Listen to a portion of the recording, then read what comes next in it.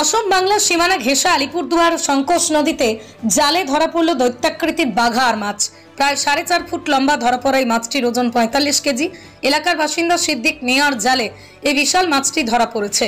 জল থেকে মাছ সহ জাল পাড়ে তুলতে রীতিমতো হিমশিম খেতে হয় তাকে। তাঁর কথায় এত ভারী লাগছিল যে বুঝতেই পারছিলাম না জালে কি করে ধরা পড়ছে। এরপরও ধীরে ধীরে কাছে আসতেই বুঝতে পারলাম বড় সাইজের মাছ। এরপরই দেখতে পাই জালে আটকা পড়েছে বাঘার মাছ।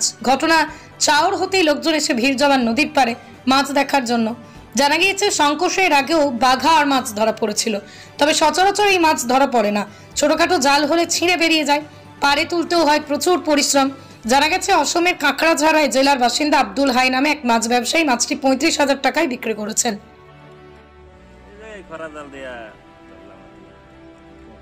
নদীর জল কি বেশি হয়েছে? ঘোলা জল বেশি হয়েছে, ঘোলা জল।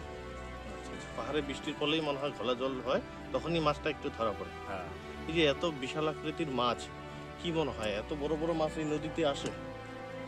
যখন জল বেশি হয় তখন আসে। এই মাছটার ওয়েট কত ছিল? 45 কেজি ছিল। আচ্ছা, কেমন দরে বিক্রি করলো মাছটা? 770 টাকা। আচ্ছা, যে ধরেছে তার কি নাম? সিদ্দিক সিদ্দিক কি? মিয়া না? সিদ্দিক মিয়া। আচ্ছা আচ্ছা, এর আগেও এত বড় বড় মাছ ধরা পড়ছিল?